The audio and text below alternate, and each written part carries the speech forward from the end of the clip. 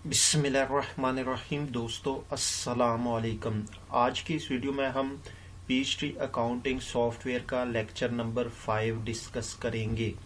इससे पिछले वीडियो में हमने चार्ट ऑफ अकाउंट्स की जो ये विंडो है इसको डिस्कस किया था। आज की इस वीडियो में हम इसके जो अकाउंट टाइप है यानी आपके जो पीएचडी में डिफरेंट किस्म के अकाउंट्स हैं उनको हम डिस्कस करेंगे।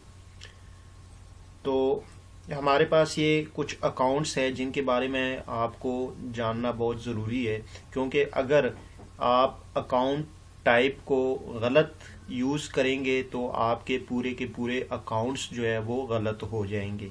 सबसे पहले हमारे पास अकाउंट्स पेएबल है। बेसिकली यहाँ पे अकाउंट्स पेएबल से मुराद है कि आपने जिन लोगों के पैसे देने हो फ्यूचर में आपने उनको इस हेड के अंडर रखना है। ये आपकी करंट लायबिलिटी कहलाती है। उसके बाद दूसरे नंबर पे हमारे पास accounts receivable. Basically accounts receivable हमारा करंट एसेट है, क्योंकि आपने जिन लोगों से आने वाले दिनों में फ्यूचर में जब पैसे लेने हो तो उसे हम अकाउंट रिसीवेबल कहते हैं, उनको आपने इस अकाउंट्स रिसीवेबल के हेड के अंडर रखना है।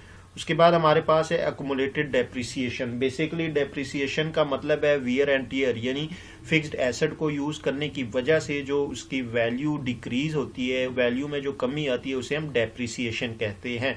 लेकिन यहाँ पे अकुमुलेटेड से मुराद है कि जब आप फिक्स्ड एसेट को यूज करते हैं उसकी जितनी डेप्रिसिएशन होती जाती है वो सारी की सारी डेप्रिसिएशन आप जमा करते जाते हैं, तो साल के एंड पे वो ऑटोमेटिकली आपके एसेट्स से जो है वो माइनस हो जाती है, तो उसको हम अकुमुलेटेड डेप्रिसिएशन कहते हैं। उसके बाद हमारे पास कैश है। कैश यहाँ पे आपके पास जितने कैश इन हैंड हो या जितने भी आपके पास बैंक अकाउंट हो वो सारे के सारे कैश कंसीडर किए जाएंगे।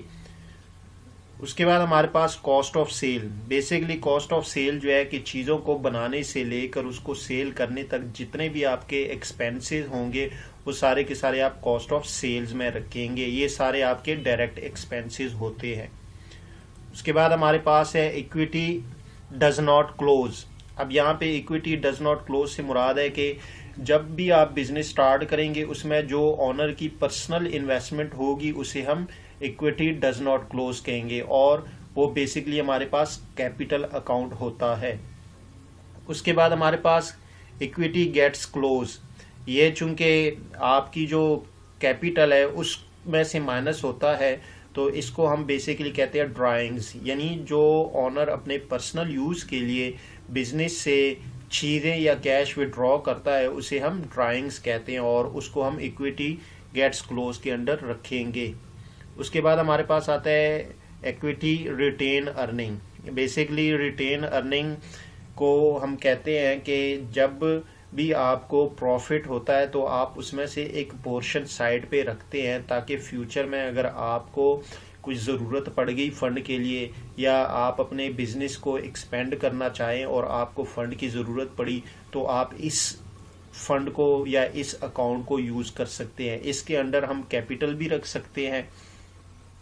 उसके बाद हमारे पास आता है एक्सपेंसेस। अब यहाँ पे आपके पास जितने भी इनडायरेक्ट एक्सपेंसेस हैं, चाहे वो आपके फ्यूल एक्सपेंसेस हैं, एंटरटेनमेंट एक्सपेंसेस है, यूटिलिटी बिल्स हैं या और जितने एक्सपेंसेस है वो सारे के सारे आपने इस हेड के अंडर रखना है। उसके बाद आपके पास फिक्स्ड एसेट है। जितने भी आपके पास फिक्स्ड एसेट्स होंगे वो सारे के सारे आपने इस हेड के अंदर रखना है। उसके बाद आपके पास इनकम है, यानी आप जितनी भी डायरेक्ट इनडायरेक्ट इनकम करेंगे तो वो सारी की सारी आप इस अकाउंट के अंदर रखेंगे। उसके बाद इन्वेंट्री है, यानी यहाँ पे इन्वेंट्री से मुराद है कि आप जिन अशिया की बिजनेस करेंगे या जिन अशिया को आप सेल परचेज करेंगे उसको आप इन्वेंट्री में रिकॉर्ड करेंगे। उसके बाद हमारे पास लॉन्ग टर्म लायबिलिटी है। जितने भी आपके पास लॉन्ग टर्म लायबिलिटीज होगी वो सारी आप इस हेड के अंडर रखेंगे। तो उसके बाद हमारे पास है अदर एसेट्स। बेसिकली यहाँ पे अदर एसेट से मुराद है कि वो एसेट जो आपके बिजनेस से हट के हो उसे भी आप अपने बिजनेस में रिकॉर्ड कर सकते हैं। अब इसके बाद हमारे पास करंट एसेट्स है। बेसिकली करंट एसेट से यहाँ पे मुराद है कि वो तमाम एसेट्स जो कम अरसे के लिए आपके बिजनेस में आए और जिनकी तादाद अक्सर कम या ज़्यादा हो, मसलन ऑफिस सप्लाईज, यानी अब ऑफिस सप्लाई जो है वो किसी महीने ज़्यादा यूज़ हो जाती है और किसी महीने कम यूज़ हो जाती है। अब लास्ट में हमारे पास अदर करंट लायबिलिटीज़। अब बेसिकली आपके पास ये जो अदर करंट लायबिलिटीज़ है, इसमें आपके जो टैक्सेस वगैरह है वो यहाँ पे आ सकते हैं कि आपने जो गवर्नमेंट के टैक्सेस वगैरह पे करने हैं, तो उसको आप अदर करंट लायबिलिटीज़ में लिख सकते हैं। अब ये हमारे पास बेसिकली कुछ अकाउंट्स है जिनके बारे में आपको पता होना चाहिए। गलत लिखेंगे तो आपके पूरे के पूरे अकाउंट्स गलत हो जाएंगे।